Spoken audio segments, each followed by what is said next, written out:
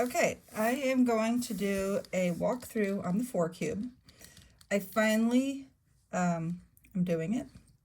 And before I scramble it and do a walkthrough, I want to show you some special moves that are going to be useful.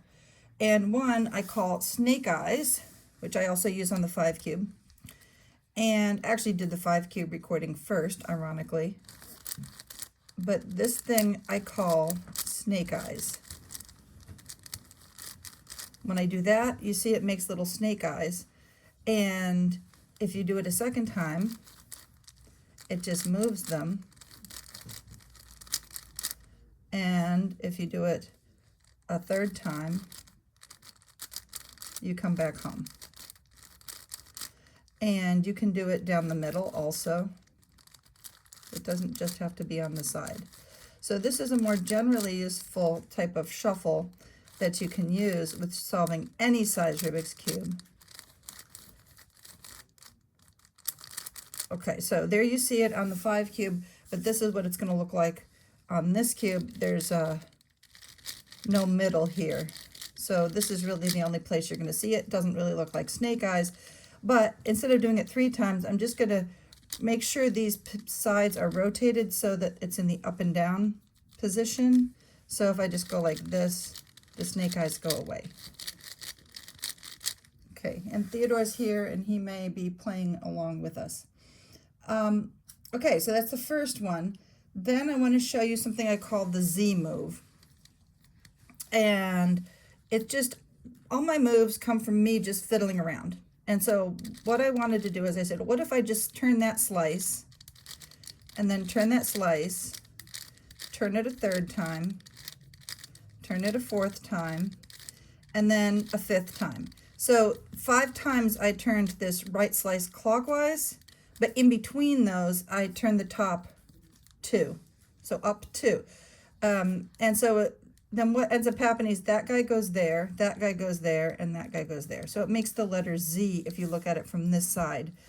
And if you want to undo it, you do the same thing, but you go backwards. So 1, 2, 3, 4, 5, and then you can also do the same thing on the left side. So you could go 1,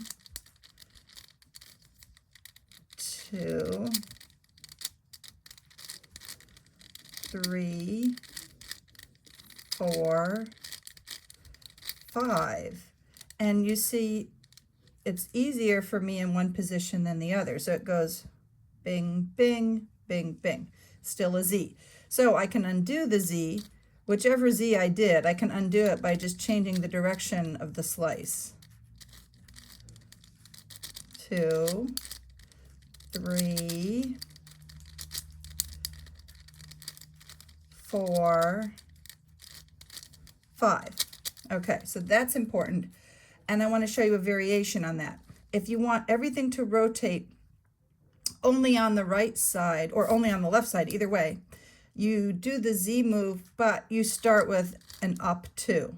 And that means everything that's going to move, so you go 1, 2, 3, 4, 5, and then you spin it again. And that means you've only spun things on the right side.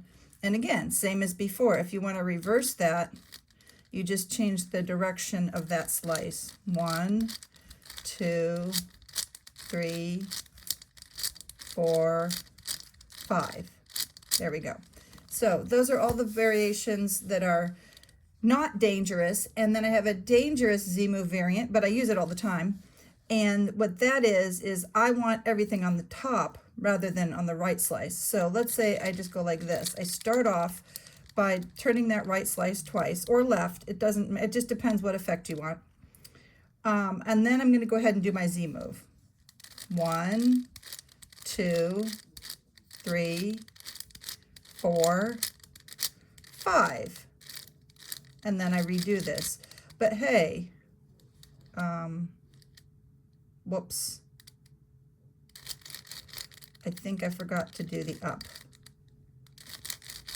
Okay, so everything's fine except for this thing I call snake eyes, right? We already know how to deal with snake eyes, so I can just rotate that as a setup move, because I want these guys that I want to switch, they have to be lined up.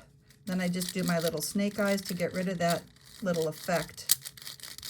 But by doing that, I can, no, just have to redo the setup move. Okay, so by doing that, I did this slice twice, then I did my Z move, and then I just had to undo the snake eyes.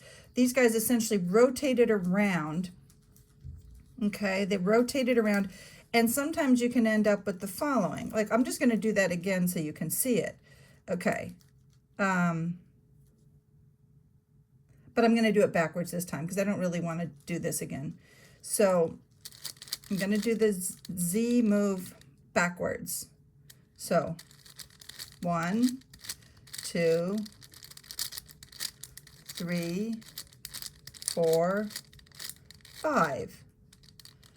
And then I'm solved except for my snake eyes, and then I'm just going to undo them. Okay. I think I'm going to stop the video here just for sanity, and I'll start a new video.